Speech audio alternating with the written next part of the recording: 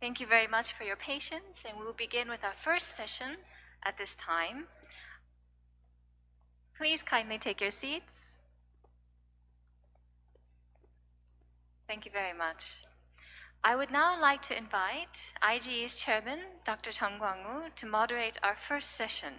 Our first session is entitled Establishing ESG as a Megatrend, Best Practices and Roadmaps for Embracing Sustainable Growth.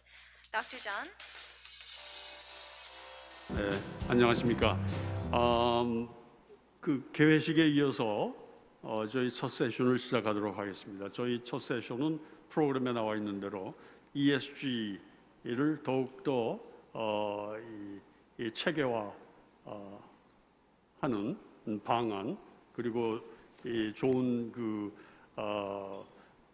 모델이라고 할까요? 우리가 고려할 만한 그런 내용들을 공유하고 논의하는 그런 시간이 되겠습니다. 이 시간은 해외에서 두 분의 훌륭한 스피커분들이 들어오시고 또 국내에서 제일 끝에부터 소개를 드리자면은 김용진 국민연금 이사장님이 오셨는데요. 박수. 예. 기획재정부 이 차관을 지내시고 지금 국민연금 우리 이 자산 900조가 넘는 세계 3대 연기금을 운영하시는 국민연금의 수장으로 계십니다. 그 다음에 이제 KIC의 진승호 사장님 오셨습니다. KIC는 잘 아시는 것처럼 우리나라의 대표적인 국부펀드이고 지금 국제적으로 그 영향력과 규모가 커지고 있는 아주 중요한 우리 국제기관이 되겠습니다. 옆으로는 지금 김동재 교수님, 연세대 경제대학 원 교수, 국제대학원 교수님이시고 지금 대한항공 ESG위원회 위원장님으로 계십니다. 곽수근 서울대 명예교수님은 뭐 여러 가지로 활동이 너무 많으셔서 소개하려면 길어지는데 지금 중요한 것은 이 모임을 위해서 중요한 것은 신한금융그룹의 ESG 위원장을 맡고 계십니다. 옆에 정병석 총장님, 노동부 차관을 지내셨고 지금은 삼성물산 이사회 의장을 겸하시고 ESG 위원장도 하십니다. 다음에 이 마지막에 이 장관님을 소개하게 되는데 이런 경우가 라스트 번다 리스트인데 예, 김명자 장관님,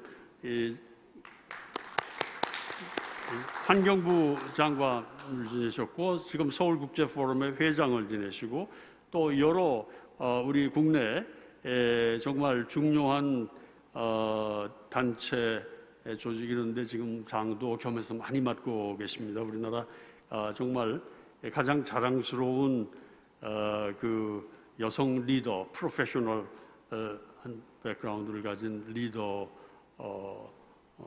제가 감히 소개드리고 싶습니다. 오늘 이 참석한 자리에 직접적으로 관계되는 직책은 효성의 이사회 의장을 하고 계시고 ESG 위원도 맡고 계십니다. 그래서 오늘 이런 순서로 진행을 하려고 합니다.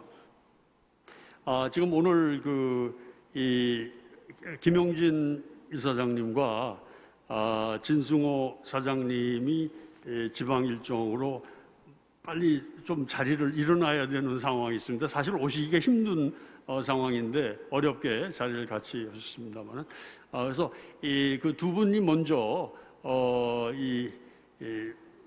그 말씀을 하시고 두 기관의 우리나라 최대 주주가 되는 국민연금 그리고 또 최대 국부펀드 KIC의 ESG 비전에 대한 설명을 간략히 먼저 해주시고 먼저 자리를 떠날 수 있도록 이렇게 해드린 다음에 그 다음에 해외 스피커들 오늘 그 시차로 인해서 실시간으로는 라이브는 못 들어오십니다만은 며칠 전에 다 녹음을 해서 비디오로 지금 그 두 분 말씀을 듣고 그 다음에 오늘 여기 ESG 주로 위원장을 하시는 그 주요 기업 위원장을 하시는 우리 패널리스트 아마 가장 화려한 패널리스트라고 저는 생각을 하는데 분들의 그 말씀을 나누도록 그렇게 진행하도록 하겠습니다.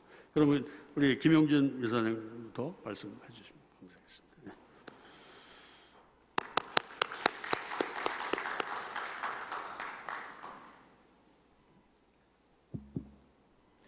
네. 예, 안녕하십니까. 국민연금공단의 김용진 이사장입니다. 먼저 그 포스트 팬데믹 시대의 그 정치, 경제, 사회 환경을 논의하는 자리를 마련해 주신 우리 전광우 세계경제연구원 이사장님, 또 한편으로는 저희 국민연금의 제 그 또 선배님이시기도 합니다. 그리고 조영병 신한금융그룹 회장님을 비롯한 관계자 여러분께 감사를 드립니다. 아울러 이 컨퍼런스는 전 세계 그 경제계 리더들이 참여한 공론의 장이라고 생각을 합니다. 자리해 주신 모든 분들이 포스트 코로나 시대의 ESG 투자, 그리고 세계 경제 구도 개편, 또 금융 산업의 변화, 에너지 정책에 대한 그 지식을 나누고 또 통찰력을 얻는 기회가 되기를 희망합니다. 코로나 팬데믹은 우리 사회에 많은 그러한 부분들을 변화시켰고 또 그리고 변화시키고 있습니다. 그 중에서도 특히 그 책임 투자의 필요성을 빠르게 전파하는 계기가 매개가 되었습니다. 전염병의 확산은 ESG로 대표되는 비재무적 요소들의 중요성을 부각하였습니다. 재무 성과를 평가하는 것 외에도 기업이 사회적 책임을 도외시하는 것은 아닌지, 그리고 지속 가능한 성장을 목표로 하는지 살펴보는 것이 중요해지고 있습니다. 이 같은 전환점을 맞아서 오늘 저는 국민연금공단의 책임 투자 방향에 대해 전하고 또 나누고자 합니다. 국민연금은 지난 2006년에 책임 투자의 첫 발을 뗐습니다. 당시에는 주식 위탁의 한 방법으로 책임 투자 펀드를 운영했습니다. 2009년에는 UNPRI에 가입하였고 2015년에는 ESG 평가 기준, 평가 제도를 마련하는 등 책임 투자를 착실히 준비해오고 또 추진해 왔습니다. 2018년 7월에는 국내 연기금 사상 처음으로 스튜어드십 코드를 제정하고 ESG 요소를 투자 결정에 반영하는 통합 전략을 적용하기 시작합니다. 국내 주식 직접 운용 자산 가운데 일부 액티브형부터 적용하였습니다. 이듬해 9월에는 첫 번째 책임 투자 활성화 방안을 마련했고, 그리고 금년 2월에는 두 번째 책임 투자 활성화 방안을 내놓았습니다. 최근에 책임 투자 활성화 방안은 4가지의 내용을 담고 있습니다. 첫 번째, 대상 자산군에 대한 내용입니다. 국민연금은 장기적으로 책임 투자를 기금의 전체 자산군에 적용하는 것을 기본 방향으로 설정했습니다. 아울러 ESG 요소를 재무 분석 과정에 융합시키는 ESG 통합 전략을 국내외 주식, 채권 등에 적용할 예정입니다. 이를 위해서 해외 기업과의 대화도 추진해 나갈 것입니다. 국민연금은 책임투자 보고서 제출 대상을 국민연금의 위탁 운용사 전체로 확대할 계획입니다. 책임투자를 강화하기 위해 운용사 선정은 물론 관리에도 가점부여, 모니터링 등을 실시할 예정입니다. 최근의 방안은 책임투자 활성화의 기반을 다지기 위한 노력도 포함되었습니다. 증권사나 자산운용사 등의 거래기관이 기업 분석이나 운영 보고서를 작성할 때 비재무적 요인도 담도록 할 예정입니다. ESG 평가체계 개선 방안을 마련하여 연내에 시행하고 해외 이니셔티브 참여와 해외 사무소 인력도 늘려나갈 방침입니다. 국민연금은 2009년에 UNPRI를 시작으로 2019년에는 IGCN 그리고 ACGA 그리고 지난해에는 AIGCC에 가입한 바 있습니다. 국제적인 책임투자 협의체에 가입하여 선진 사례를 파악하고 또 글로벌 기관 투자가의 교류도 보다 확대해 나가고 새로이 형성되고 있는 ESG에 관한 국제 질서 형성에도 적극 참여할 예정입니다. 우리 국민의 노후 자금을 운영하는 국민연금은 다양한 자산을 아우르는 대규모 장기 투자자입니다. 투자 대상 기업의 중장기 가치에 영향을 미칠 수 있는 기회와 위험 요인을 파악하기 위해 재무적 요소와 비재무적 요소를 주기적으로 점검하고 있습니다. 국민연금은 국민연금 고유의 ESG 평가 체계를 가지고 있습니다. 이 체계에 따라 1년에 2차례 평가해서 ESG 등급을 선출합니다. 국내 주식 ESG 평가 항목은 기업 가치에 영향을 미치는 기후변화, 청정생산, 인적자원 관리, 산업안전, 이사의 구성과 활동, 감사 제도 등에 대한 다양한 항목과 세부 평가 지표로 구성되어 있습니다. 기업별 ESG 점수와 등급은 산업별 특성을 고려하여 항목들에 대해서 산업별 가중치를 다르게 적용하고 있습니다. 그래서 산출합니다. 산출된 평가 결과는 국민연금의 투자에 체계적으로 적용됩니다. ESG 통합 전략을 강화하여 ESG 등급이 D등급 이하인 종목 그런 기업들에 대해서는 벤치마크 대비 초과 편입을 원칙적으로 금지하고 있습니다. 국내 주식 투자 가능 종목군을 유니버스에 새롭게 편입되는 기업은 편입할 때 ESG 보고서를 첨부하도록 하고 있으며 다음의 정기 평가 때 반영할 계획입니다. ESG와 관련된 수탁자 책임 활동도 강화됩니다. 국민연금의 책임 투자는 국민연금 수탁자 책임 지침에 의거해서 수행되고 있습니다. 지침의 목적은 환경, 사회, 지배구조 등 비재무적 요소를 감안한 책임 투자를 활성화하는 것입니다. 궁극적으로는 투자 위험을 최소화하고 기금의 장기 수익성을 제고하는 것이 목적입니다. 국민연금은 수탁자 책임 활동 시 중점적으로 관리하는 사안을 환경 및 사회에 해당하는 사안까지 확대해서 추가적으로 선정하고 해외 주식에 대해서도 ESG 중점 관리 사안 선정 기준을 마련하고 적용할 예정입니다. 위탁하여 운용하는 자산의 책임 투자 내실화도 필요합니다.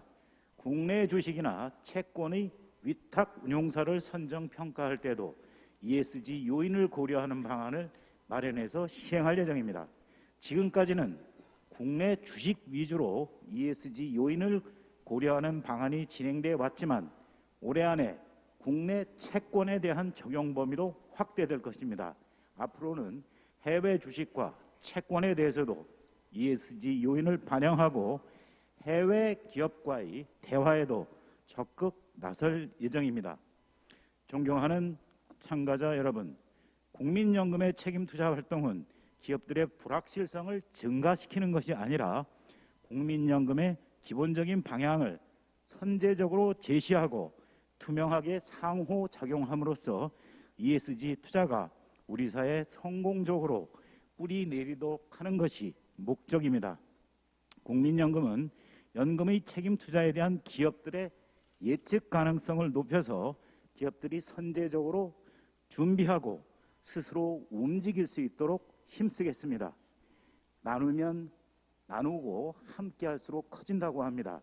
국민연금이 그동안 ESG 투자와 관련해서 쌓인 경험과 지식, 우리 사회에 함께 나눌 수 있도록 적극적으로 공개하고 알리고 공유해 나가도록 하겠습니다. 모쪼록 이번 컨퍼런스를 통해 포스트 팬데믹 시대에 대비한 분야별 과제와 구체적 실행 방안이 정리되어서 인류의 지속 가능성을 높이는 밑거름이 되기를 희망합니다. 짧은 시간이나마 경청해 주셔서 고맙습니다. 감사합니다. 감사합니다.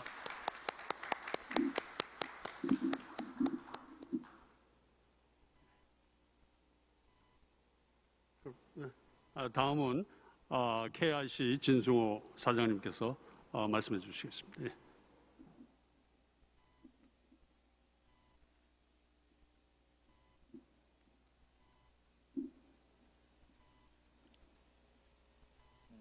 안녕하십니까. KIC 진승호 사장입니다.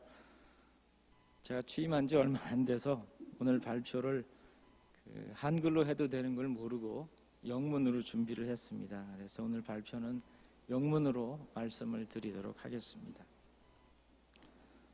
Congratulations to the IGE and Shinhan Financial Group on hosting an international conference about navigating the post-pandemic world.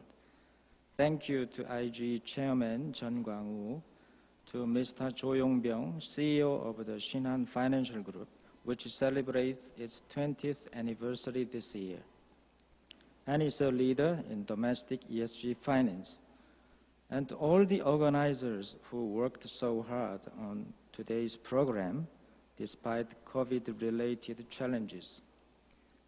It brings me great pleasure to be a part of this meaningful discussion on management strategies and policy alternatives for ESG, the key trend in socially responsible investing.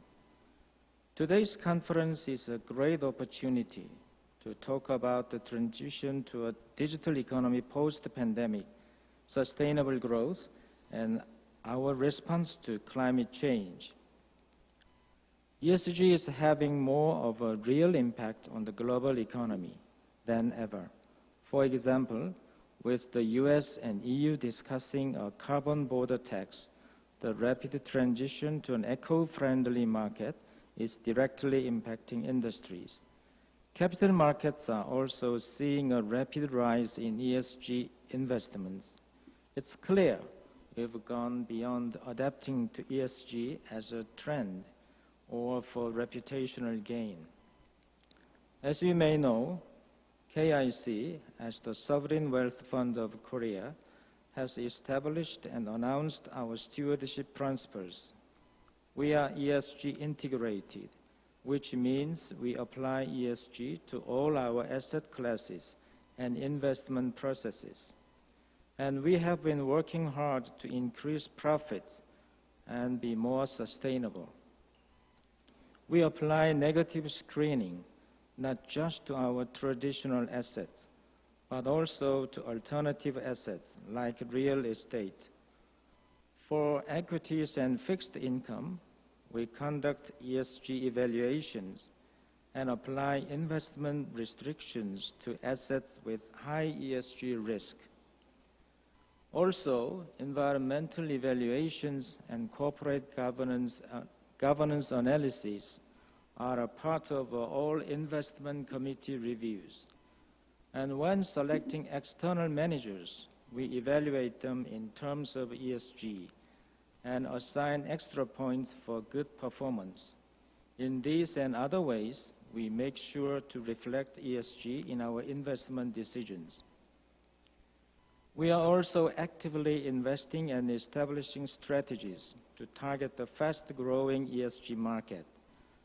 Following the launch of our Global Equity ESG Fund in April of 2019, we expanded and reorganized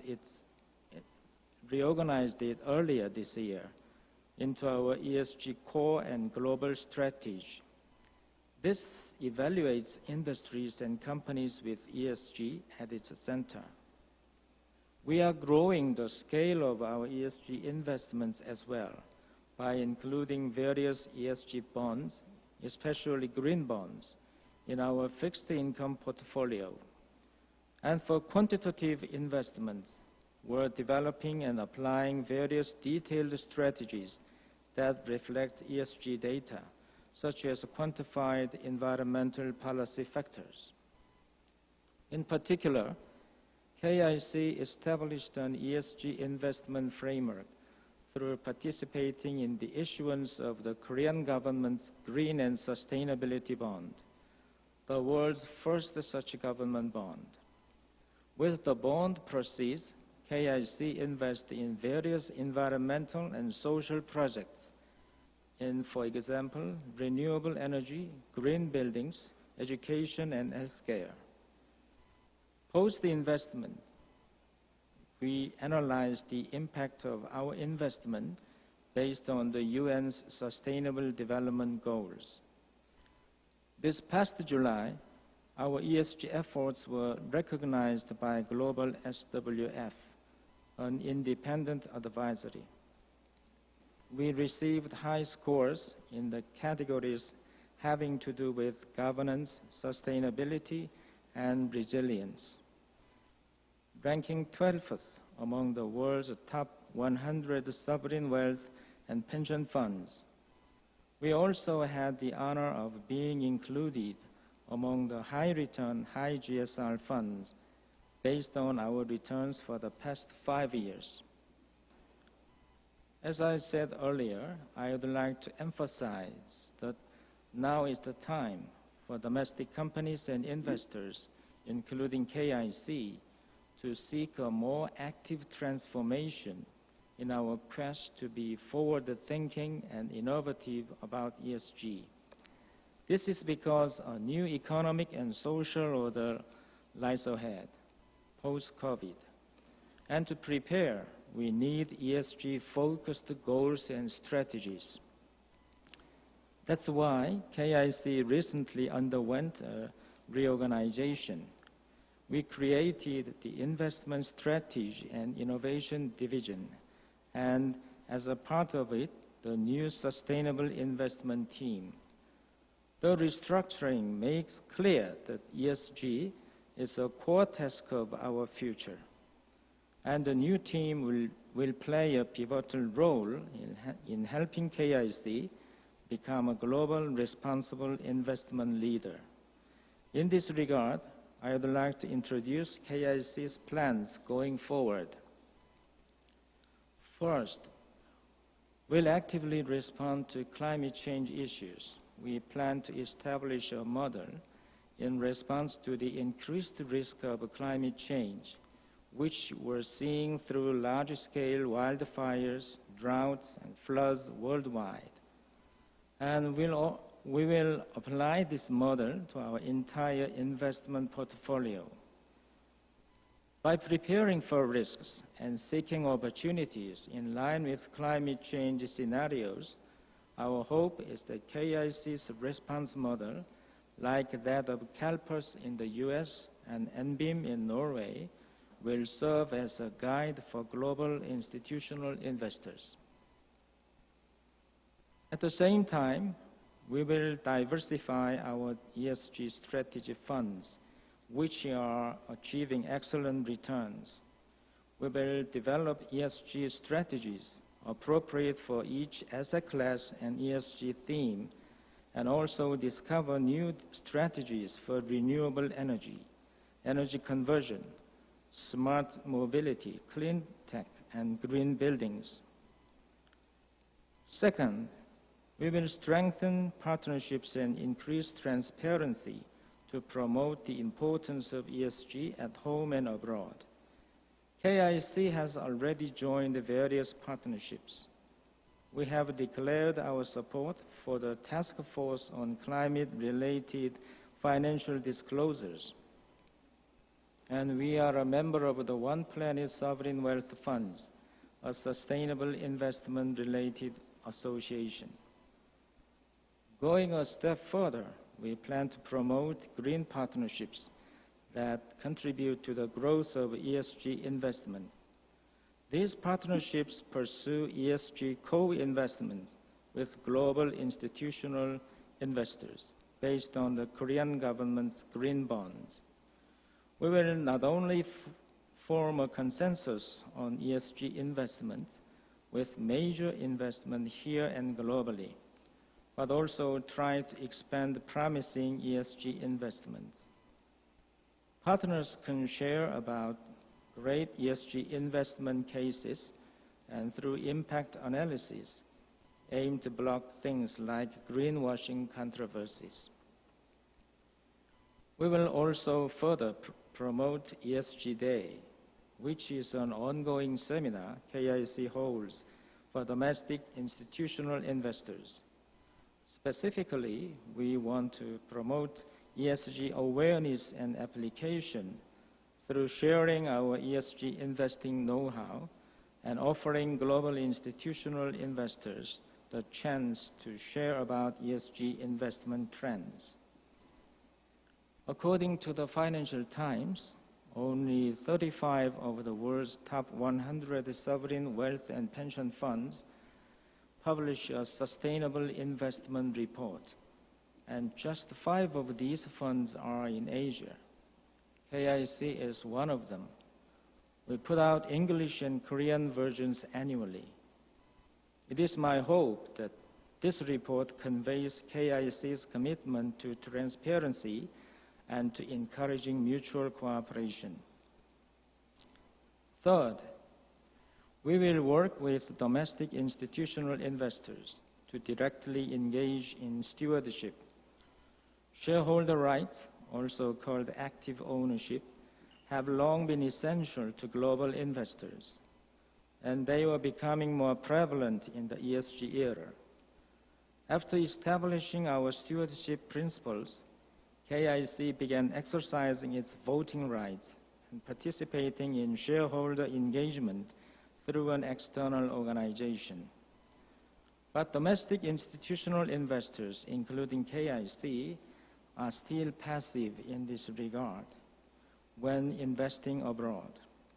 The exercising of shareholder rights is an important duty of institutional investors in the capital market.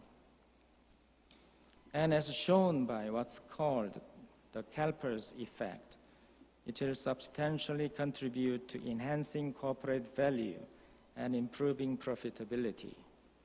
And we aim to be a key player in the global market in the mid to long term. KIC will prepare to exercise our valuable shareholder rights, no matter how small our stake in a target company. And we will cooperate with domestic pension funds as needed. Ladies and gentlemen, as evident in the EU's recently announced Fit for 55 plan, governments worldwide are preparing essential policies to respond to global climate change as they reach for the impossible seeming goal of carbon neutrality by 2050. In the near future, these policies will be reflected in laws and systems, and the eco-friendly transition will take place in all fields. As the Sovereign Wealth Fund of Korea, KIC's future role as an ESG leader is a given. We strive to fulfill this role soon through pursuing the 3 main tasks I mentioned.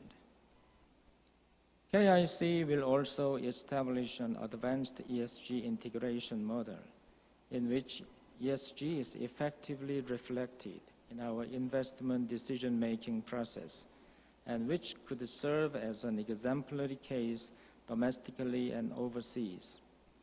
Also, our climate change model and green partnerships will help expand KIC's ESG role in the global market.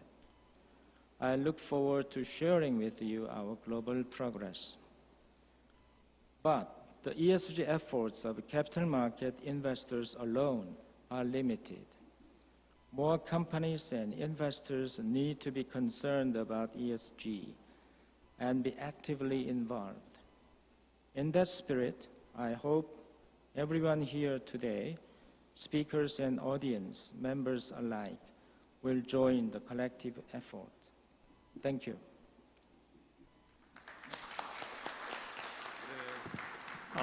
진승원 사장님 감사합니다. 사실 오늘 그 KIC 그 내용을 영어로 발표해 주신 건 대단히 잘 됐다. 왜냐하면 KIC는 잘 아시는 것처럼 국제 투자자들 간에 굉장히 관심 있는 주요 기관 투자자이기 때문에 사실상 이 유튜브를 통해서 또 이제 언론 보도를 통해서 KIC가 어떤 포지션을 가지느냐 하는 것은 그분들에게 매우 중요한 사안이다. 오늘 다른 발표하시는 MSCI나 블랙락 쪽에서도 굉장한 관심을 가지고 보겠다 그렇게 말씀을 했습니다. 대단히 수고 많으셨습니다. 감사합니다.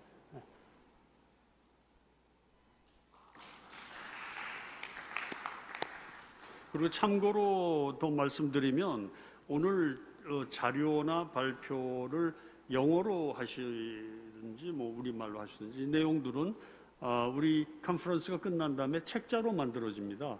거기에 이제 구경문으로 같이 나오기 때문에 영문으로 준비된 것은 뭐 자동적으로 저희가 번역 안 해도 아주 오리지널로 들어가고 우리 국문 번역을 하겠습니다만은 그래서 우리 오늘 컨퍼런스가 오늘로 끝나는 것이 아니라 그 이제 내용들이 우리 이 내용은 유튜브나 우리 저 웹사이트를 통해서 계속 또 보실 수가 있지만 우리가 그 출간을 우리가 조만간 하고 그 책자는 하드 카피하고 이북으로 다 가능하도록 그렇게 저희가 하기 때문에 오늘 말씀하시는 내용들은 충분히 저희가 대외적으로 공유하는 그런 채널을 가지고 있다는 말씀드립니다. 다음은 그 패널 토론하기 전에 외국 스피커들 두 분의 비디오 메시지를 듣도록 하겠습니다. 한 분은 지금 헨리 포난데스인데 이분은 정말 사실 ESG뿐만 아니라 주식 투자 이런 전반에 걸쳐서 세계적으로 가장 영향력 있는 분 중에 하나죠. 왜냐하면 MSCI라고 하는 조직은 세계 최대의 주식이나 각종 유가증권의 인덱스를 만드는 데고 여러 가지 데이터를 가장 종합적으로 가지고 있고 분석 툴도 제공하고 있고 그리고 ESG에 관한 평가하는 기관입니다. 여기가 ESG 랭킹을 만드는 그래서 지금 현재 약 전 세계적으로 5만여 그 기업들의 ESG 평가를 하고 있는 데 체어맨 CEO인데 지금 한 20년째 MSCI의 체어맨을 계속하고 있고 앞으로도 뭐 오래 할 그런 모양으로 되어 있는 분입니다. 말씀을 듣도록 하겠습니다.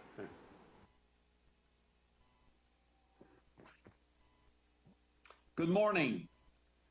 I would like to thank my good friend Dr. John and everyone else at the Institute for Global Economics for that kind introduction. It is a great honor for me to participate in this event. Like many others, I am sorry I cannot be there in person today. Though, by this point, I think we're all getting used to watching each other and getting to know each other on screens. I will keep my remarks brief, so we leave some time for Q&A with Dr. Jun. IGE has a long history of examining issues that transcend countries, governments, industries, and companies. And ESG certainly fits the bill. As you all know, ESG has become one of the most popular acronyms in public life, in Korea, in America, and pretty much everywhere else. The problem is, many people still think of ESG as a form of philanthropy, a way for corporations to improve their reputations and feel good about themselves.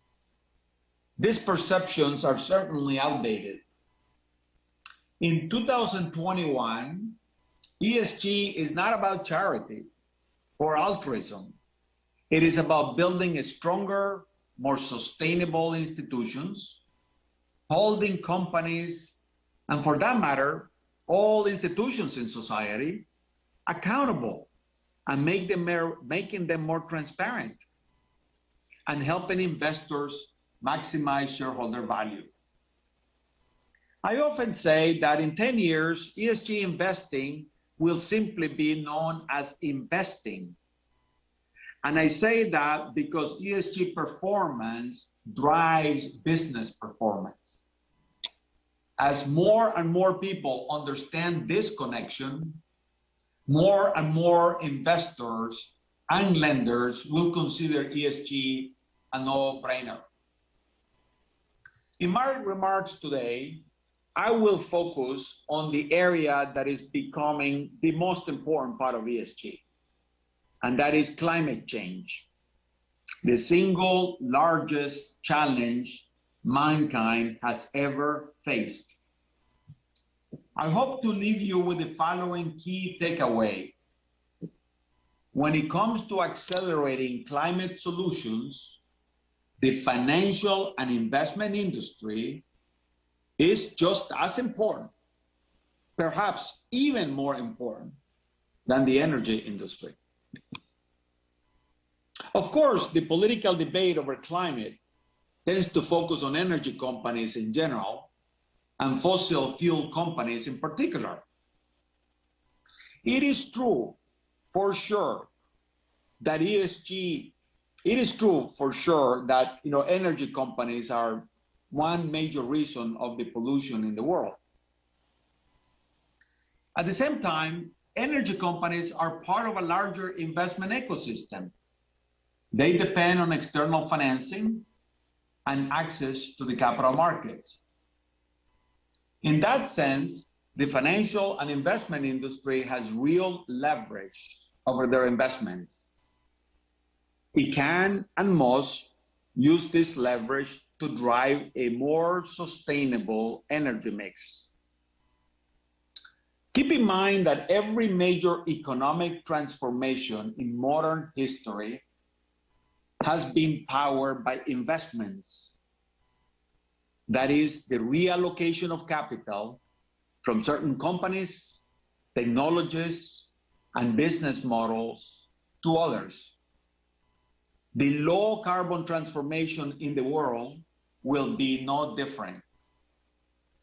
Just as the Industrial Revolution required a massive shift of capital from agriculture to factories, the net zero revolution will require a massive shift from fossil fuels to green energy, from carbonizing companies to decarbonizing companies in the world.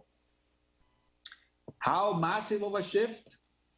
Well, according to Bloomberg, at least $92 trillion by 2050 in order to cut emissions fast enough to prevent the worst effects of climate change. That may seem like a ridiculously high estimate, but remember, we're talking about the largest reconstruction of the global economy in nearly 200 years. There's no way we can get there without a strong commitment from the financial and investment industry. And when I say the financial and investment industry, I mean everyone. Asset owners, asset managers, insurance companies, banks, broker-dealers, wealth managers, individual investors, fintech firms, research and data providers, everyone. To do all of that, we need data, better data. To get better data, we need to understand the climate profile of different companies and every type of investment in the world. At my company, MSCI, we help investors and lenders by leveraging our competitive data sets and our models and technology. We make it possible to measure how asset values might be affected by climate change and climate policies, and how individual companies are responding to the challenge. We do not claim to have all the answers, but we do have the information that can help investors make better decisions. On climate, growing numbers of investors and lenders want the type of facts and figures such as the ones that we provide. Beyond our climate indices at MSCI, we have created a net zero tracker for all the almost 10,000 companies that constitute the MSCI All Country World Investable Market Index. Just last week, we launched our Net Zero Knowledge Hub, which is a professional investor's guide to navigating the era of decarbonization. As these examples suggest, companies like MSCI and others like us intend to lead all participants in the financial and investment ecosystem in addressing climate change and carbon intensity in everything that they do. We need to promote a virtuous cycle in which governments, industries, and individuals have all the right incentives to support decarbonization. In advance of the UN COP26 climate change conference this fall, we are encouraging policymakers to mandate climate-related disclosures based on international standards. At a minimum, we believe companies should have to disclose their total carbon footprint, the locations of their biggest facilities, and the emissions of their biggest suppliers. Mandatory disclosures would help increase both the quantity and the quality of climate information available to investors, lenders, insurers, and would provide them an ability to help decarbonize their portfolios. I am an optimist by nature, so I want to end on a positive note. As somebody who has worked in the financial markets for almost 40 years, I can tell you that the increased focus on climate change is real and it is irreversible. With each passing day, more and more people are making climate a key factor in their investment, lending, and insurance strategies. More and more asset managers and banks are pressuring companies to reduce their carbon footprint. And more companies are setting ambitious net zero targets. To quote my friend Mark Carney, quote, private finance is judging which companies are part of this solution. But private finance too is increasingly being judged. Banks, pension funds, and asset managers have to show where they are in the transition to net zero. And people are voting with their money. That is creating the type of investment that we're going to need to get to that net zero, end quote. Mark is absolutely correct. And I can promise you that in the years ahead, companies like MSCI and others like us will only accelerate our efforts to help investors decarbonize their portfolios. So the challenging question that we ask each of you is, what are you going to do yourselves in your own firms, in your own companies? To reiterate what I said at the beginning in my remarks, climate investing will eventually be indistinguishable from regular investing. We just need to move faster. And with that, I will turn things over to Dr. John, and thank you very much for listening to my remarks.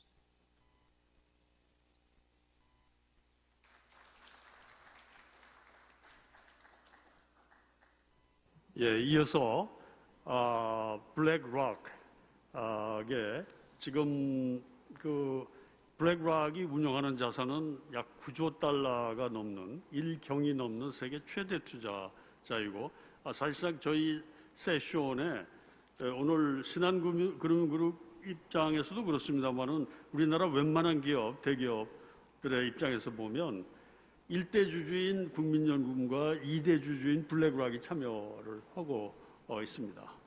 블랙락은 사실 자기들의 회사를 소개할 때 세계 최대 투자자이자 세계 최대 주주라는 표현을 많이 씁니다. 그만큼 기업의 앞으로의 그 생존력, 경쟁력에 그만큼 관심을 가질 수밖에 없다 하는 것인데, 지금 오늘 그 메시지를 전할 맥컴은 이 블랙락에서 핵심 라인으로 아시아 회장이라든지 주요 직책을 다 거쳐서 지금 이 블랙락의 레리 핑크 회장을 중심으로 한 아주 소수의 탑 그룹의 멤버입니다.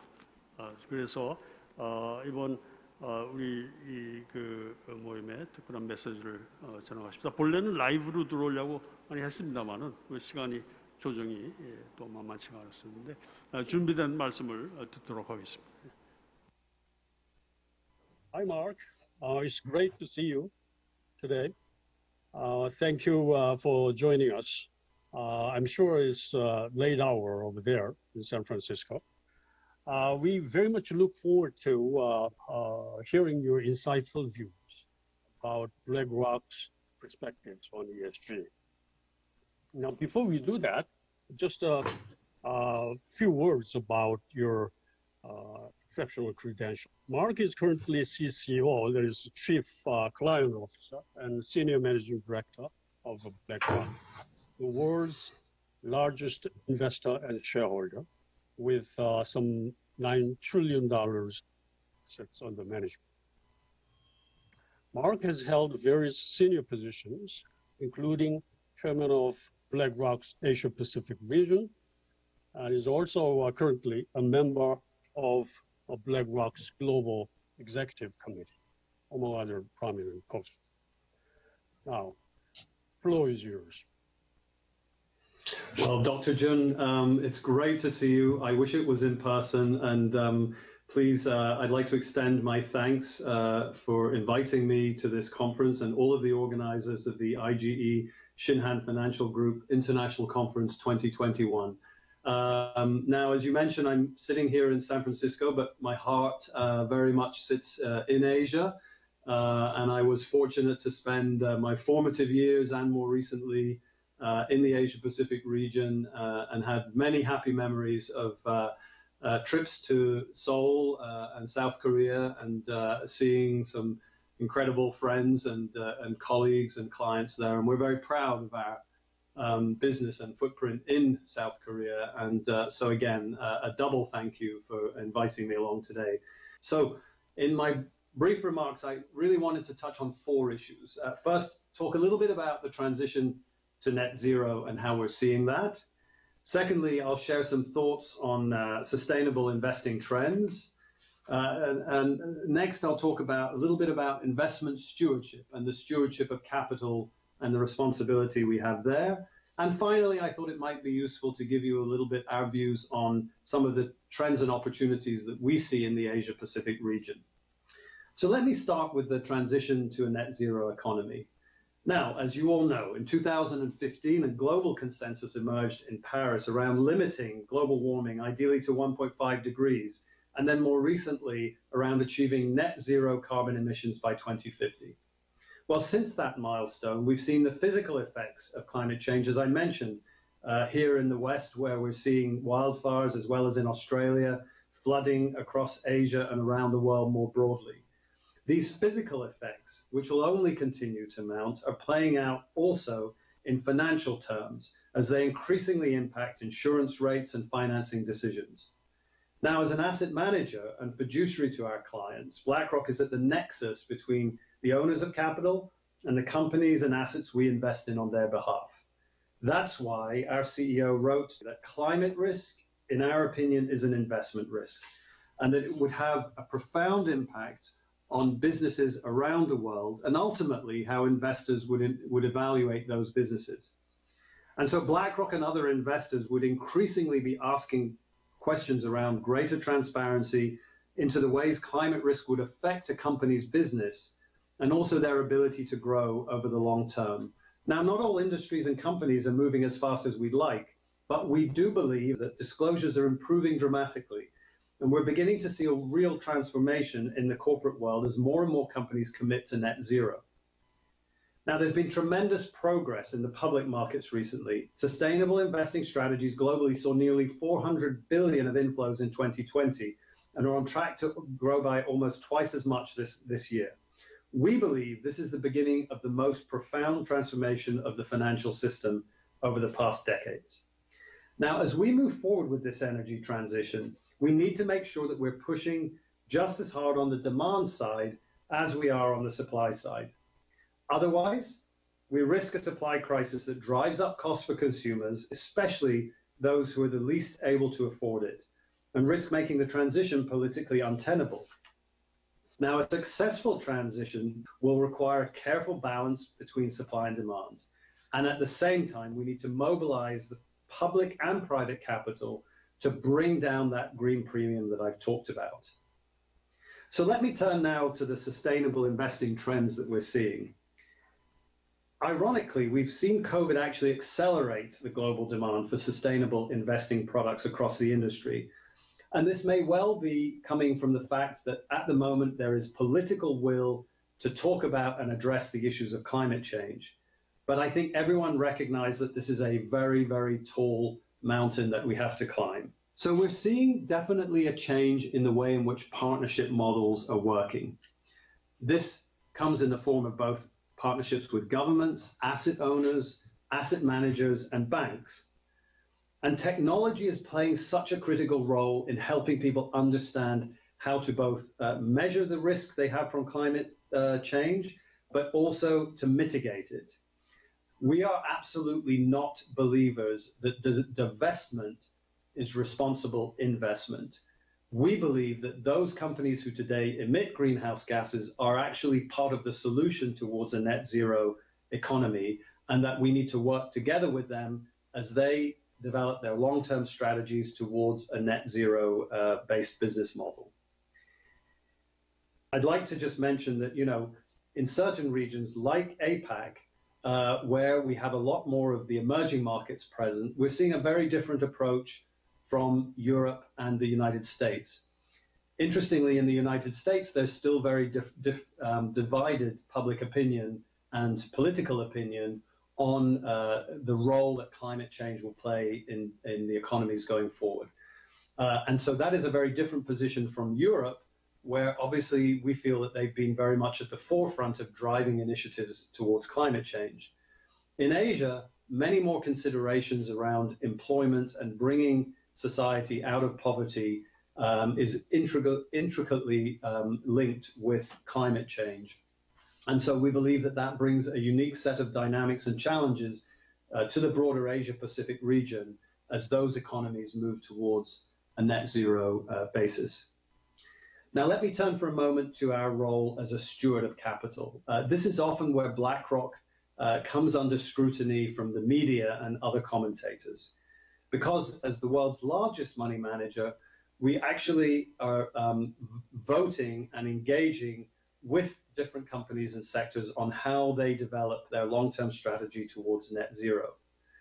But we have a very profound belief that actually better quality reporting and data supports an investor's understanding of the drivers of risk and value in companies' business models.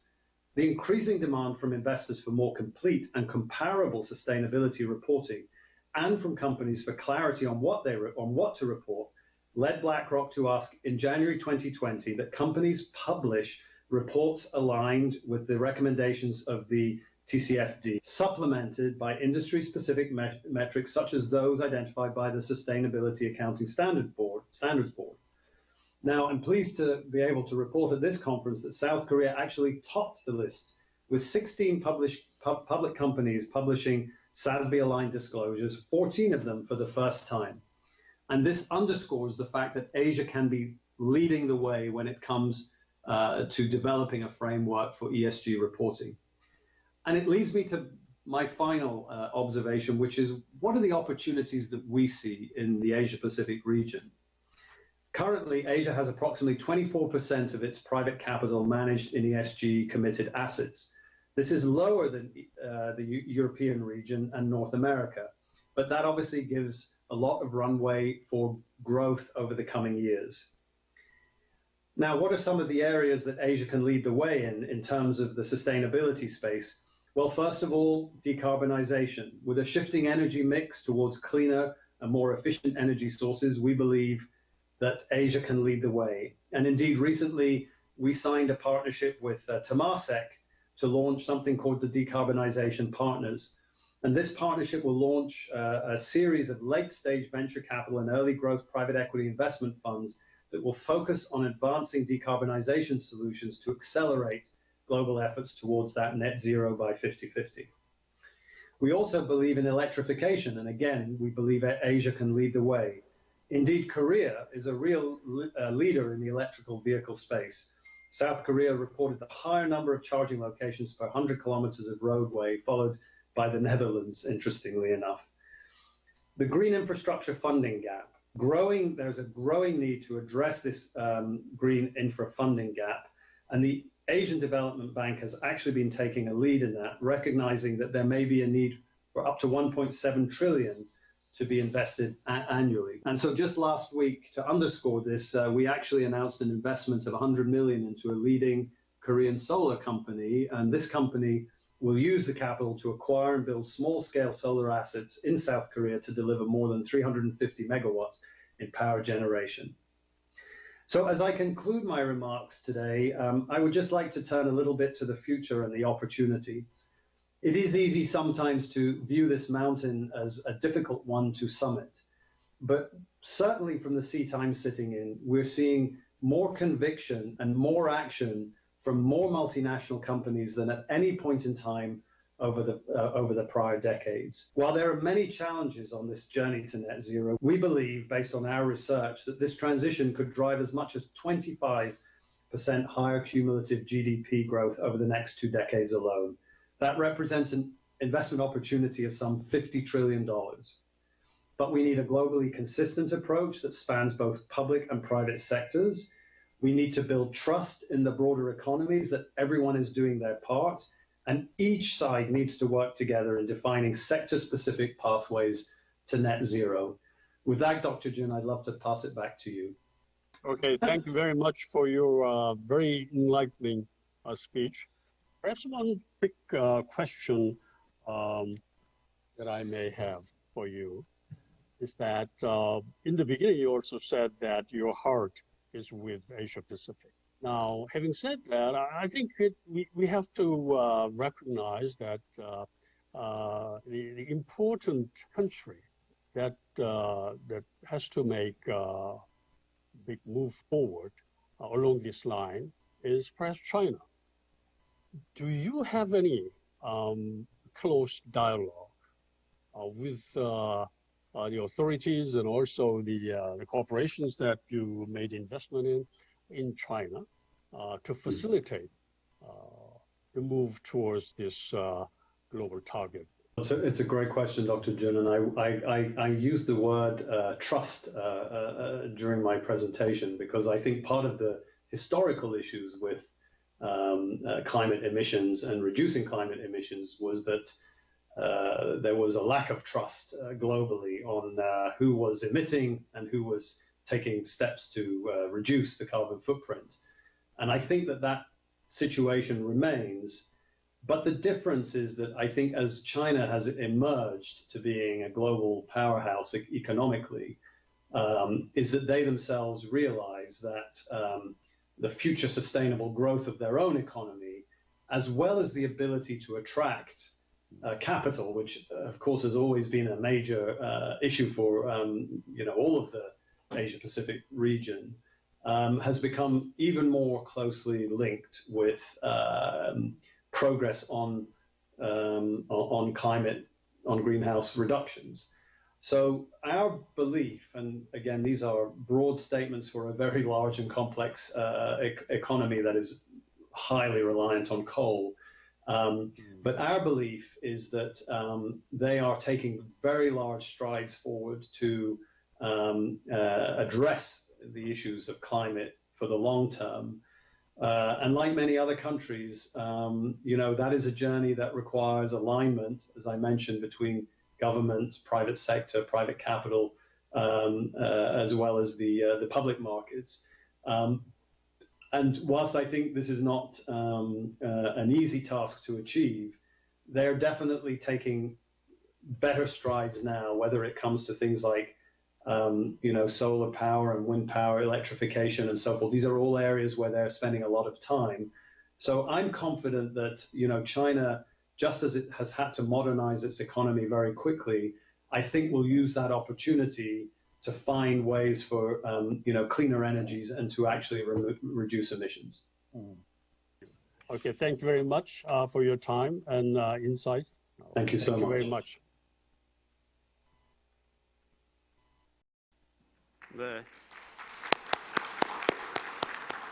감사합니다. 지금까지 주요 주주 또 투자자 입장에서의 그 시각, ESG가 어떤 방향으로 가고 있고 어떤 방향으로 가야 하느냐.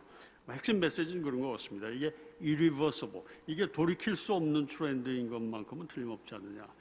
그 이제 페이스의 차이는 있을 수는 있겠으나 그런 그 메시지 들었고, 지금부터 남은 시간 동안은 우리나라 국내 주요 기업들의 ESG 비전, 어떤 그림을 가지고 어떤 방향으로 추진을 이 ESG 경영 체제를 도입하느냐 하는 데 대한 말씀을 듣고, 또 시간이 허락하면 그 개선 방향이 무엇인가 이런 말씀도 듣겠습니다만은 지금 시간이 타이트해서 아마 네 분 말씀을 들으면 대충 시간이 다 지나가지 않을까 싶습니다. 우선 김명자 장관님 모시도록 이렇게 하겠습니다.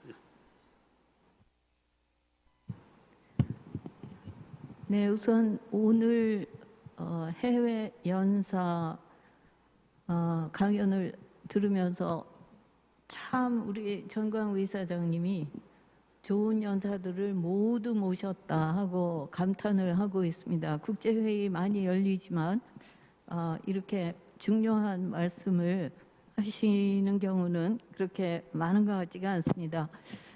우선 제프리 삭스 교수는 뭐 잘 알려졌지만 하버드 대학 최우수 졸업생으로 연설에서 보면 한국 얘기를 많이 합니다. 2013년, 15년, 18년 네, 한국에 왔었고 제가 알기로는, 그리고 Sustainable Development Solution Network이라는 것을 구축을 해서 전 세계적으로 각 나라에 만들었고 한국에도 만들었습니다. 그래서 저는 이제 자문 역할을 하고 있는데 아주 냉철한 논리를 부드럽게 풀어가는 그런 능력이 대단하다 하는 느낌을 받습니다. 오늘 영상이지만 만나서 반가웠고, 그다음에 KK와 조지 로버츠 그 메탄가스 얘기를 했는데 우리 지금 CO2만 잡으면 되는 것처럼 얘기하고 있는데 이제 그런 얘기도 하고 임팩트 인베스트먼트 쪽으로 제가 조금 자문을 하고 있습니다. 저는 오늘 주제가 포스트 팬데믹 시대의 대항해입니다.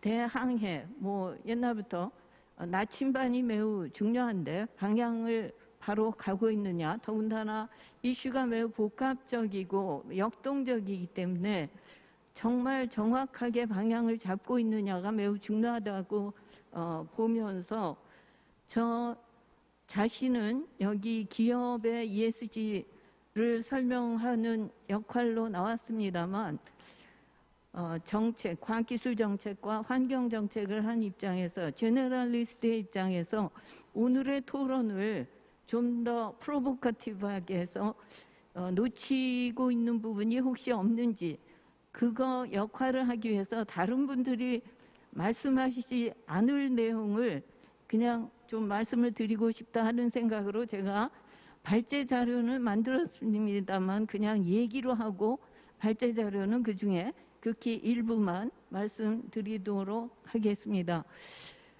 네, 뭐 시대에 따라서 모든 게 변합니다. 그래서 한때 미국 2차 산업혁명 시대에 아주 재미있는 패러디가 있습니다. 미국이 어떤 나라가 됐냐면 Country of the Cooperation, by the Cooperation, and for the Cooperation. 이게 이런 풍자가 있었습니다.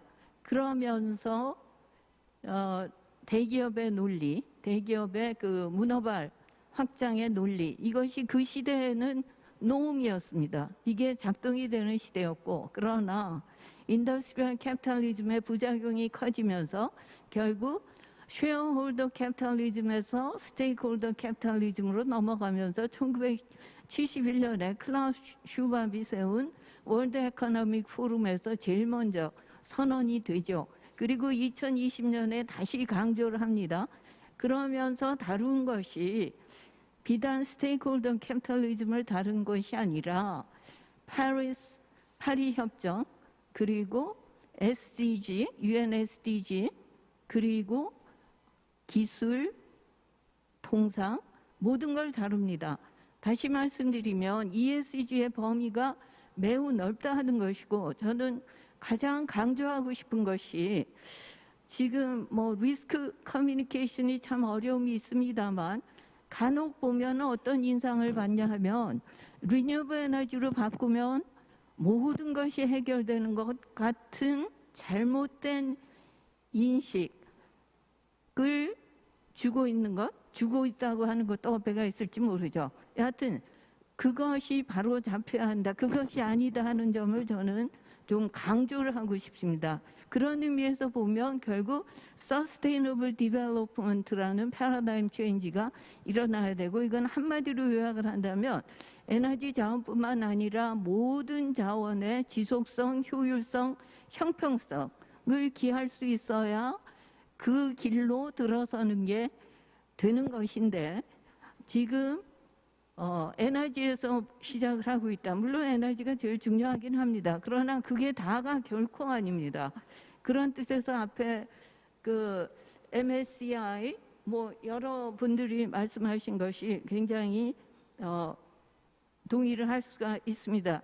제가 그럼 데이터를 그냥 조금만 말씀드려 보겠습니다.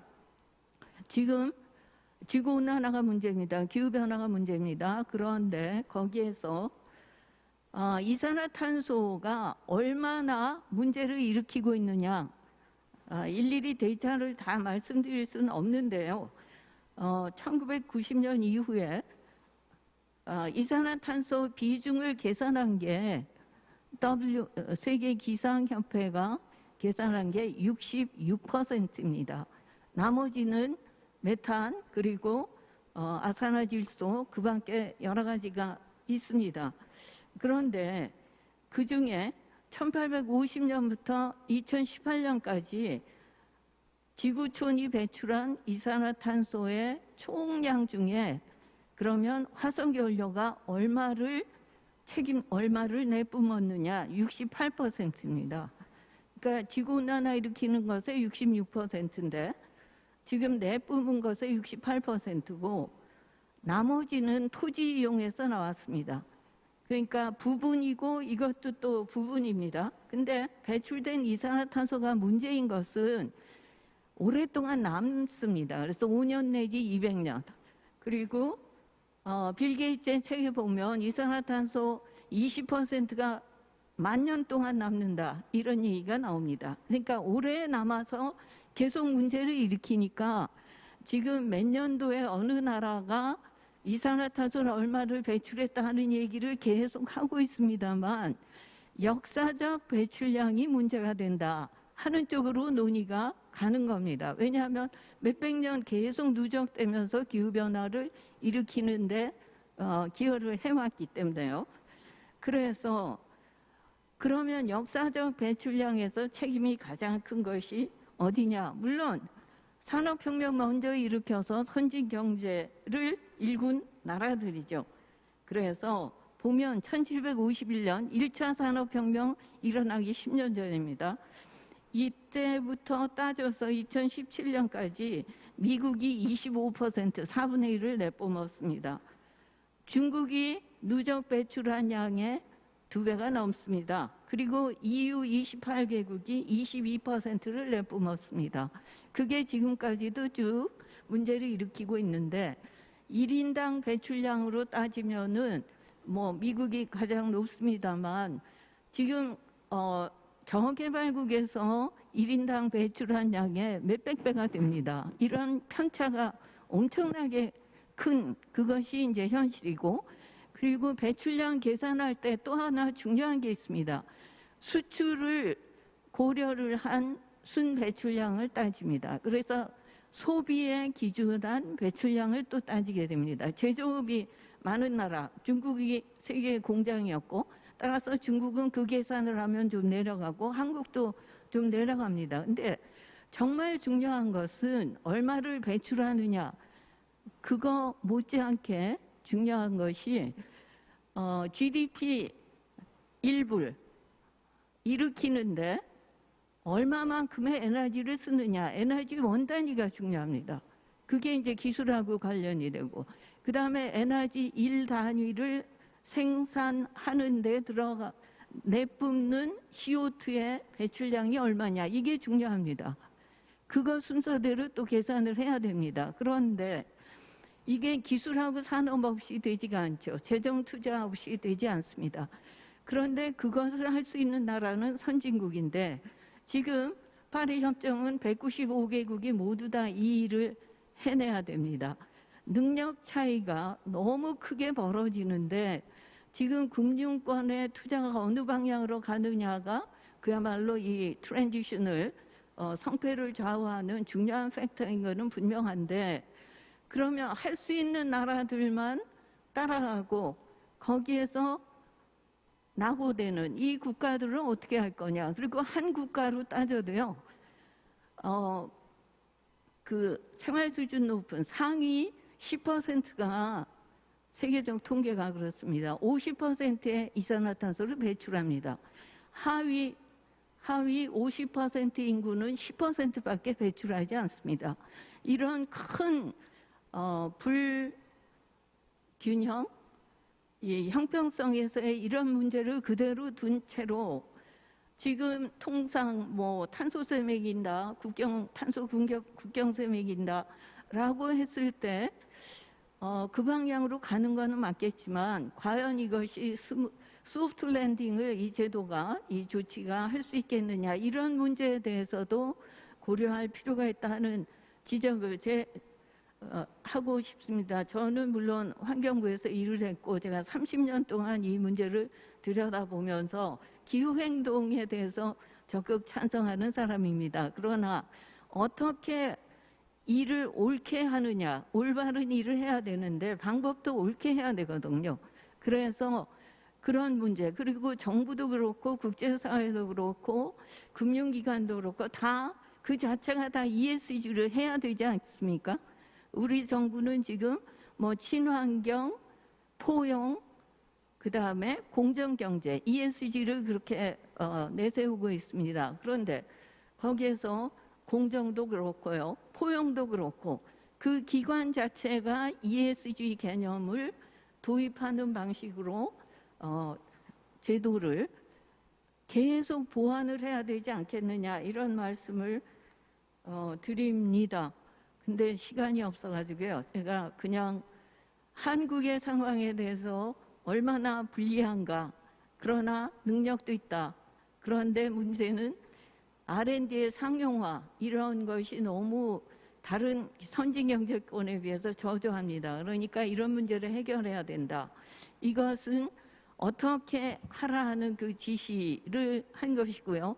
마지막에 물론 효성도 다른 대기업이나 마찬가지, 글로벌 기업이나 마찬가지로 효성의 EUA가 지금 3가지로 제가 요약을 했습니다. 특히 중화공업, 뭐 제조업, 이런 데가 지금 타겟이 되고 있는데, 그런 기업이 죽으면은 소프트 랜딩은 할 수가 없죠. 일자리도 그렇고 다 기여를 한 기업인데 어떻게 이걸 살려가면서 하느냐 하는 것이 정부의 어려움인데요. 그래서 새로운 R&D에 의해서 새로운 소재 개발하는 것 등 포함하고 있고, 그 다음에 SOA에 있어서 3가지로 요약을 했습니다. 그런데 언론의 평가에 의하면 거버넌스가 대한민국 기업은 가장 취약하다, 이렇게 얘기를 하고 있습니다. 개선이 돼야 될 텐데, 제가 이제 여성인데 민간 부문에서 처음으로 이사회 의장이 됐다고 뭐 신문에 좀 났었습니다만, 여하튼 정말 기업들은 대단히 많은 노력을 하고 있는데, 이제 그것이 정부의 역할이 여전히 중요하기 때문에 어떻게 이런 노력이 잘 그 성과를 거둘 수 있도록 그 파트너십을 발휘하느냐, 그 기준을 어떻게 정하느냐, 산업 부문마다 다 너무나 차이가 나는데 그 차이를 어떻게 잘 고려하는 기준을 만들어서 다 상생을 할 수 있겠느냐, 이것이 과제라고 생각을 하면서 시간 넘었죠. 네, 여기서 마치겠습니다. 네. 김명자 장관님 감사합니다. 저희 그 효송의 그 ESG 나름대로의 그 세 부분에 걸친 전략 방향, 비전에 대해서뿐만 아니라 우리가 전체적으로 이 ESG가 가야 되는 방향, 그리고 우리가 유념해야 될 그런 이슈들까지 특별 강연으로 이렇게 해주셔서 대단히 감사하는 말씀드리겠습니다. 다음에 정경석 우리 저희 차관님, 그 의장님, 저희 삼성물산 이사회 의장을 하시고 또 ESG 위원장을 겸하고 계셔서 오늘 좀 말씀 부탁드립니다. 예, 그렇게 하시죠.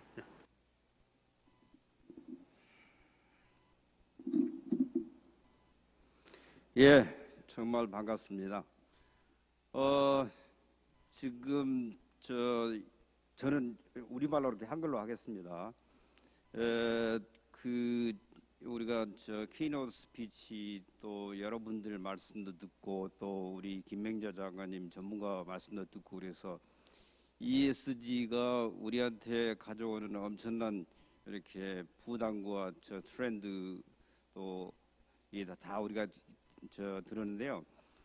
저는 그런 전문적인 이야기보다도 이렇게 거대하게 밀려오는 이런 ESG의 이 트렌드에 대해서 기업이 투자와 경영에 어떻게 대응하고 있는가. 제가 지금 이제 삼성물산의 ESG 위원장을 맡고 있기 때문에 그 사례를 말씀 간략하게 소개해 드리려고 그럽니다. 제가 여기 PPT를 준비를 해놨는데 오늘 잘 보이실까 모르겠습니다. 이거 다 영어로 하시고 그러는데 이거 저는 자료를 이렇게 한글로 만들어 가지고 이제 이 삼성물산이 ESG에 대해서 이제 대응하기 시작한 것이 지금 이렇게 3개년 계획을 1기, 2기, 3기 이 3개 체제로 지금 했는데요. 세 번째로 하고 있는데 2015년부터 ESG 경영의 체제를 갖추기 시작합니다. 제 1기에서 뭘 했냐면은 이 1기가 2015년부터 17년, 2기가 18년부터 20년, 3기가 올해부터 23년 이렇게 되어 있는데 여기에는 ESG가 우리가 기업 경영에 굉장히 이제 더 이상 이것을 수용할 수 없는 대세이기 때문에 이거를 ESG 경영을 관리 체제를 구축하자 이래가지고 맨 처음에 시작한 것이 이사회 산하에다가 이 문제를 전담하는 위원회를 만듭니다. 그것이 이제 가버넌스 위원회, CSR 위원회 이렇게 만들었는데요. 주주가치 제고하고 사회 책임 실천을 위한 ESG를 만드는 데가 먼저 출발입니다. 제가 2015년에 가버넌스 위원으로 참여를 하면서부터 이렇게 ESG 문제를 다루게 됐는데요. 그러고 나서 이제 ESG 전반적인 상황 파악과 우리 공부를 위해서 다양한 이해관계자를 소통을 강화하고 주직 권익보호 담당 위원 활동을 하고 또 여러 가지 ESG 평가 기관에도 이렇게 참여하는 이런 일을 했고 회사 내에서는 이제 정관을 개정해서 ESG 부분을 중요하게 다루는 기구 문제라든지 또 기업 지배구조 헌장도 공포를 하고 이런 활동을 한 것이 제 1기 2015년에서 17년까지 관리체제 구축 부분입니다. 이제 두 번째는 이제 좀 더 이제 진전돼 가지고 제2기 28년부터 20년까지는 중장기 전략을 수립한다든지 이런 목표를 수립을 합니다. 그래서 가버넌스 분야에도 3개년 로드맵을 시행을 해서 이사회 의장하고 대표이사를 분리하는 것도 2018년에 했고, 이사회 자체에 대한 평가 체제도 구축을 하고, 또 환경 사회 분야 중장기 계획 수립이라든지 이런 통합 관리 체제를 만들어 가지고 3대 전략 과제라든지 비재무 6대 관리 과제라든지 이런 것들을 선정해 가지고 쭉 이해한 것이 2기입니다. 자, 올해 하는 이제 3기는 이사회 중심의 ESG 경영 체제를 확립하자. 이제 이런 상당히 더 진전된 그런 ESG 체제를 시행을 하게 되는데, 이것을 이사회 중심으로 해보자. 그래가지고 전 분야에 걸쳐서 상배년 목표를 수립해서 전략 방향도 재설정하고 KPI 14개 과제도 만들고, 이사회가 ESG를 직접 모니터링하는 것도 강화하고, 핵심 리스크를 관리하는 이런 등등의 활동을 지금 계획을 해가지고 해가고 있습니다. 뒤에서 약간씩 더 설명을 드리겠습니다.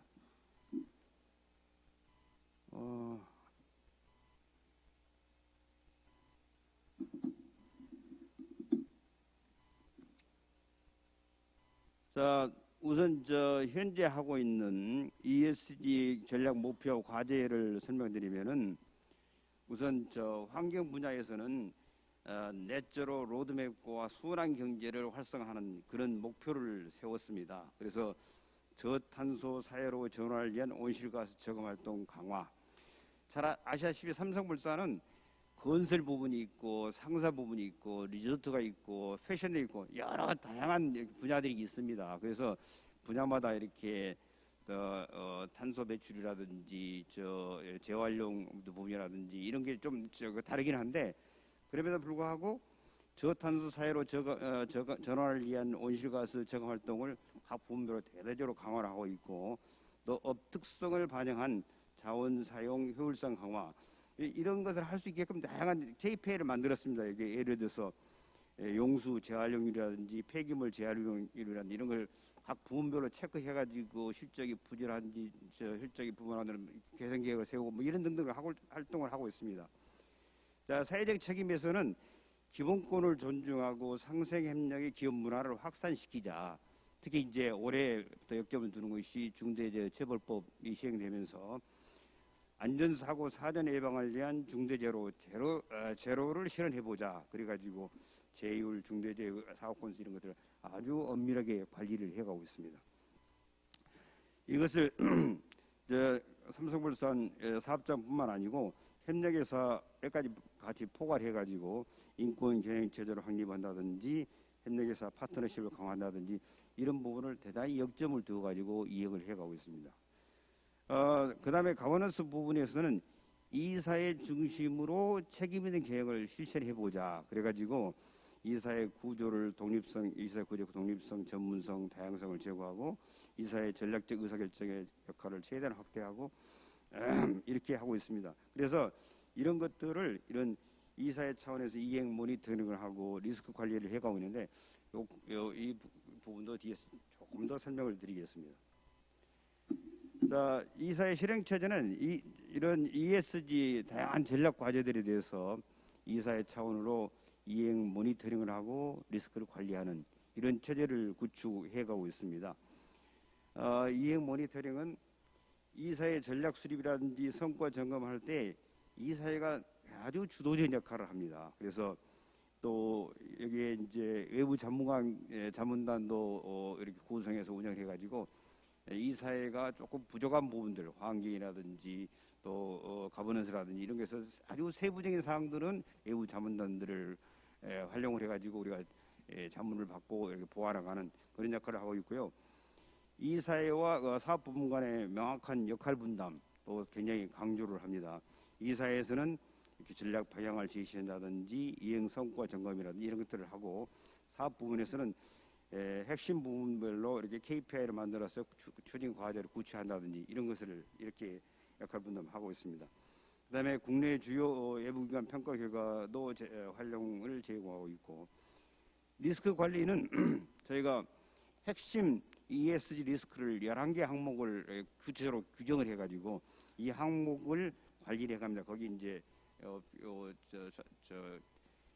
보시면은 어떤 항목들이 들어있는지 경제 환경, 정책 규제, 뭐 이런 회계 투명성 이런 것들이 쭉 들어 있고요.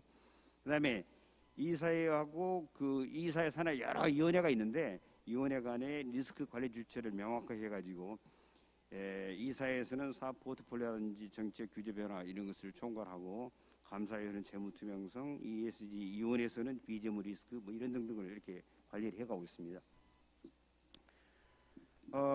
이제 최근에 이제 우리 삼성물산에 대한 ESG 그 여러 평가 기관들의 평가를 보면은 우리 삼성물산이 지금까지 해온 활동 또 지금 뭐 해가고 있는 것에 대해서 여러 가지 다양한 활동에 대해서 상당히 좋은 평가를 내리고 있다고 저희는 이렇게 자부합니다. 그래서 이렇게 아까 이 다우존스 지속가능성 지수에서도 상당히 월드 클래스로 이 4년 연속 지수로 편입됐고 기업지배구조원에서도 5년 연속 A등급을 받고 또 탄소정보 공개 프로젝트에서도 상당히 5년 연속 그 명예전당에 들어가고 이런 실적을 위해서 저희가 ESG 활동에 대해서 나름대로 잘 해가고 있다고 일단은 보고 더욱더 열심히 잘하자는 그런 생각들 합니다.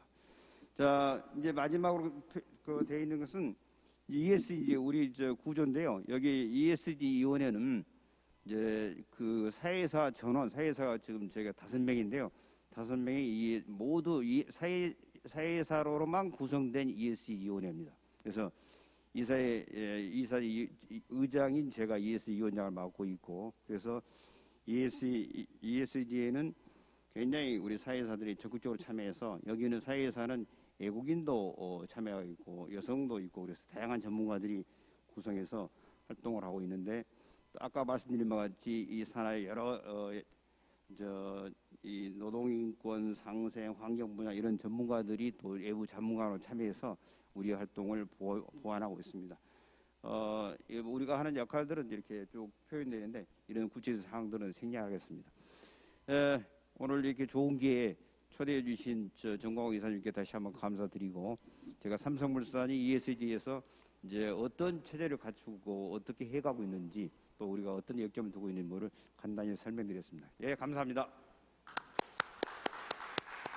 예, 감사합니다. 정병석 이사회의장님 대단히 감사하게 생각합니다. 사실 제가 좀 말씀드릴 때는 일반적인 인식이 그렇잖아요. 우리나라에 특히 가장 중요한 삼성그룹인데 그 내부에 어떤 계획이라든지 비전 이런 것을 공유하는 데는 대체로 조금 덜 적극적이지 않을까 하는 제가 우려가 있었는데 특히 삼성물산은 지금은 뭐 상황이 많이 달라졌습니다만 석탄 발전소 문제로 또 이슈가 된 적도 있고 했는데 우리 의장님이 또 그 그룹 내 리더들의 그 판단으로 이런 내용들을 적극적으로 또 투명하게 이렇게 공유하고 확산하는 것이 좋겠다 이렇게 판단하신 데 대해서 감사하다는 말씀을 드립니다. 예. 그럼 이어서 우리 곽수근 그 위원장님 말씀해 주시겠습니다. 예. 시간이 좀 지체되고 있어서 감안해 주시면 감사하겠습니다. 네, 여러분 안녕하십니까? 신한금융 지주회사의 사회이사 그리고 또 ESG 전략위원회 위원장을 맡고 있는 곽수근입니다. 오늘 이렇게 좋은 자리를 만들어 주신 그 정광우 IG 이사장님 그리고 또 우리 조영병 신한그룹 회장님께 감사를 드립니다. 오늘 많은 분들로부터 많은 것을 배우고 있습니다. 저는 오늘 그 신한금융그룹이 어떻게 ESG를 추진하고 있는지 이런 말씀을 좀 간단하게 설명을 드리고 그리고 최근 제가 IFRS 재단의 이사를 맡고 있어서 최근 그런 그 공식 기업의 공식 또 ESG와 관련된 기준 제정과 관련돼서 어떤 일이 일어나는지를 마무리 뒷부분에서 잠깐 말씀을 드리도록 하겠습니다. 제가 사실은 신한금융그룹의 사회이사를 하기 전에 여러 우리 기업들의 ESG 활동들을 제가 관찰할 기회를 많이 가졌습니다. 그런데 금융기관의 그 ESG 전략위원회를 맡으면서 많은 걸 또 배우게 되었습니다. 사실은 일반 기업들의 경우도 ESG를 많이 활동들을 많이 잘 하고 있습니다만 신한금융그룹의 경우에는 본인들의 ESG 활동도 중요하고 또 기업들의 그 ESG 활동을 평가해서 자산 포트폴리오를 결정하는 문제들도 있는 그런 그 복합적인 그 면을 갖고 있습니다. 특별히 우리 그 신한금융그룹의 경우에는 이미 2015년에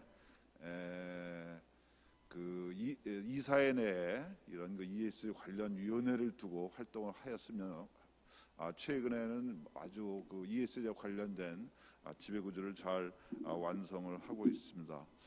제가 생각하기에 그 신한금융그룹이 갖고 있는 ESG 활동에 중요한 두 가지 특징이 있습니다.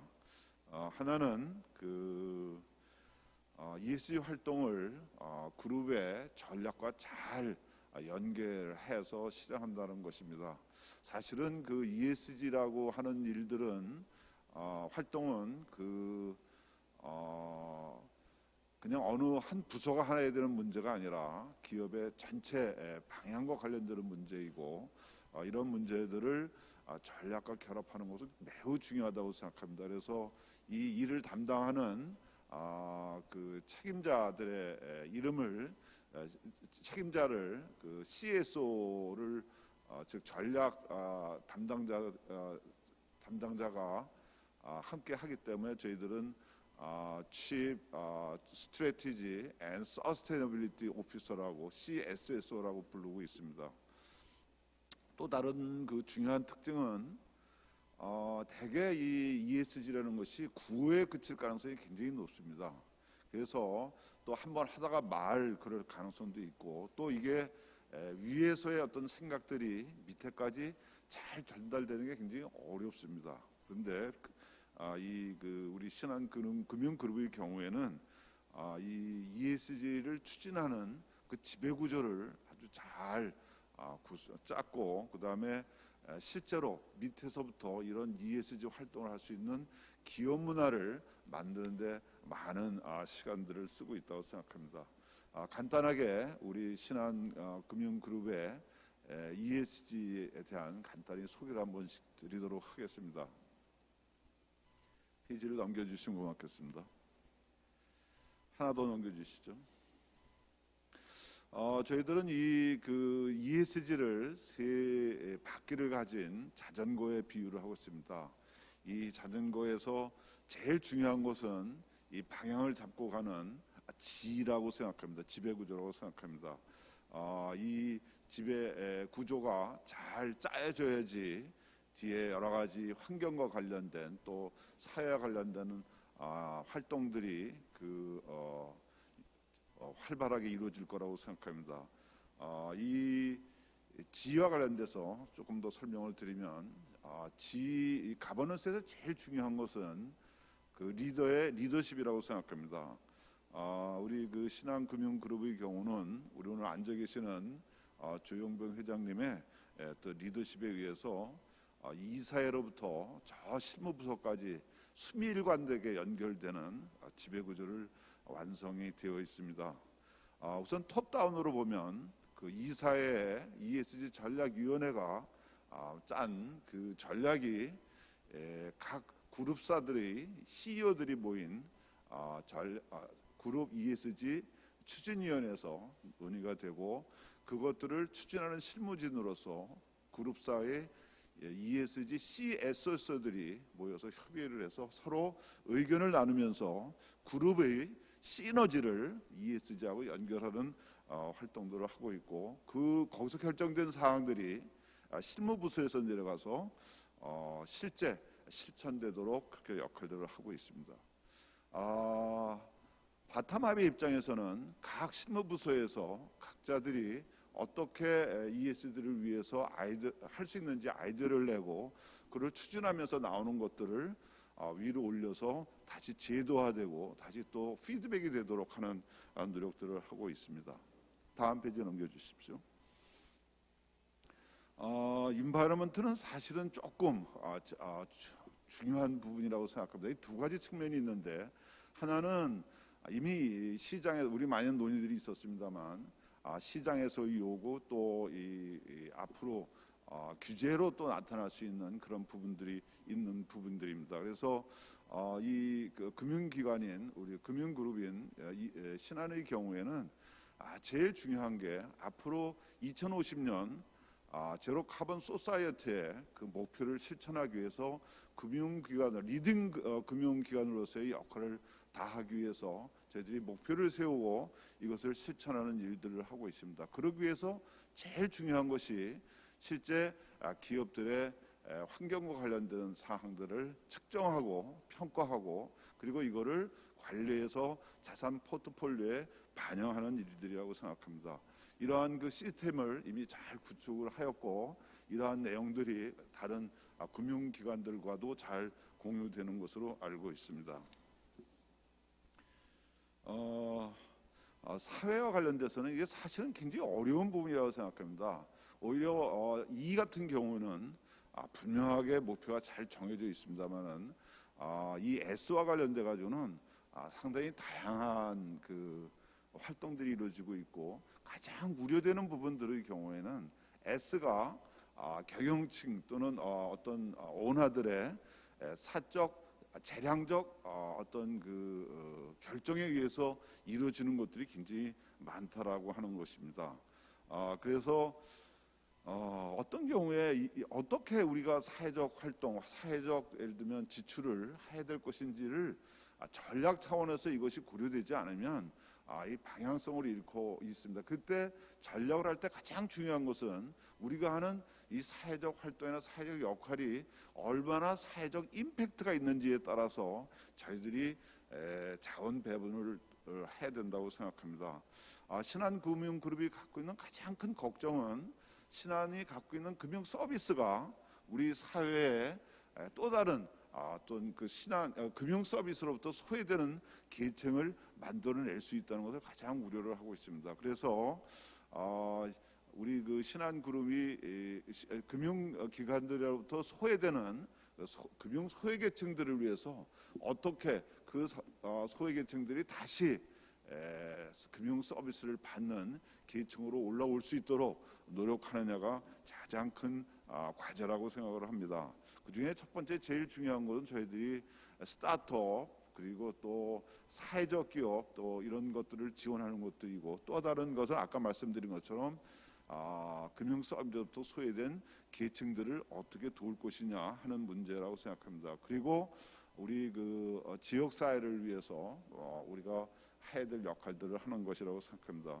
우리 그 신한금융에서는 신한그룹에서는 희망 사회 프로젝트라고 하는 프로젝트를 만들어서 우리 그룹사들이 같이 공유하면서 추진해 나가고 있다고 말씀을 드릴 수 있습니다.